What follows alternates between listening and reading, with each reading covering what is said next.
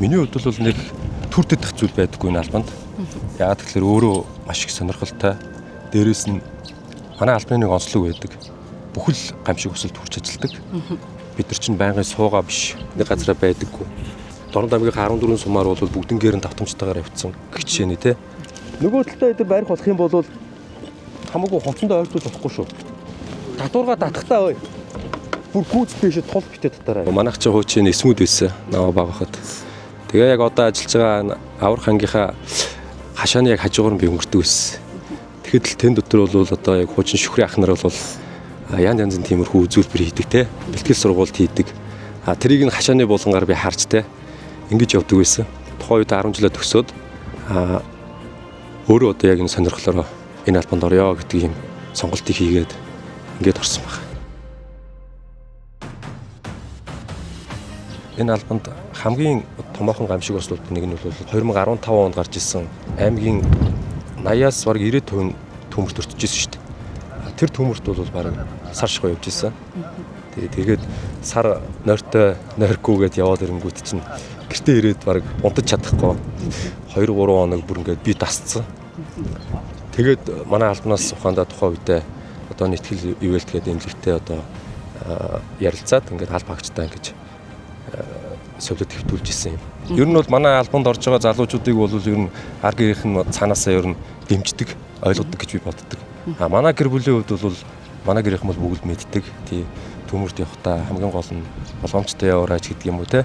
Мэдээч одоо гэр бүлийн тиймэрхүү сарам зөвлөгөөнүүд байдаг. Дээр нь бид нар өөрсдөө мэрэгсэн алба хаагчд учраас ямар нэгэн гамшиг ослол очихдоо бол мэдээж хөтөлбөрийн аюулгүй байдал гэдэг зүйлээ бол нэгдүгээрт ингэж барьж ажилладаг хаа. Та өөрөө олон жил ажилласан одоо гişнэр орж байгаа ч юм уу ажлаад удаагүй байгаа залуучуудтайгаа бас заавар зөвлөгөө өгөөд ойр дотноос ажилладаг баг. Тэгэлгүй ах уу. Одооны залуучууд чинь бидний яг ингээд орж явах үедээ бол харьцуулахад шал өөр л дөө. Тий зан характер бие бэлтрийн хувьд ч гэсэн өөр, сэтгэл зүйн хувьд ч гэсэн шал өөр. Тийм учраас бид нар бол өмнөх арга барилаараа ингэж ажиллаад биш. Одоо яг энэ шинэ үеийн залуучуудтайгаа бас ингэж зохицож ажиллах те тэд нартай бас ойлголцох гэдэг асуудал бол энэ төр хүнд байсан. Тэгтээ бол ерөнхийдөө сайхан ойлголцоод ажилладаг. Тийм мэддэг чаддаг зүйлээ бүгднийг ингээд заагаад өгчдөг. Анханаас нь за ийм байх ёстой шүү, тэгэх ёстой шүү гэдэг юм шатараатаагаар бүгднийг зааж өгдөг байхгүй. Тэрнээс зүгээр ингээд за энэ ердөөнийг иймэрхүү юм байдаг гэсэн тийм ойлголт тэгвэл хизээж өгдөг.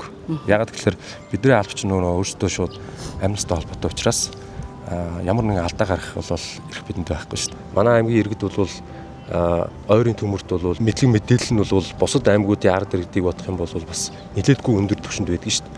Тэгээ ямар санда манахаас ингээд 4 жилийн 4 үйлрэлд бол ингээд ойрын төмрөөс урьдсан сэргийлэхтэй гамшиг ослоос урьдсан сэргийлэх юмхүү сургалтуудыг бол байнга явуулж идэг.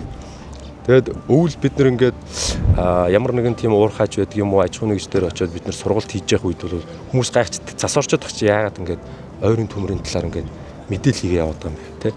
Энд чинь манай орны нэг онцлог байгаа шүү дээ. Жилийн 4 үйлрэлтэй. Хэдийн өвөл бид нар нөгөө нэг ингээд ойрын төмрөөс урьдсан сэргийлэх сургалтыг ингээд хийгээ явж байгаа ч гэсэн буцаал нөгөө нэг хавар болно, намар болно. Төмөр арахгүй гэсэн байхгүй. Тийм учраас ер нь бол ард иргэд маань ч гэсэн манай мэрэгжлийн байгууллагаас өгч байгаа энэ хүү одоо мэдээллийг ойр дотныхоо хүмүүст бас дамжуулж яг одоо энэ эрсдэлтэй байгаа энэ үед бүгдээрээ хамтдаа одоо төрсөн нутгаа хамгаалж те. Тэгээ ойрын төмрөөс урьдсан сэргийлэх гэдэг уриалгыг бас төвшүүлж байна.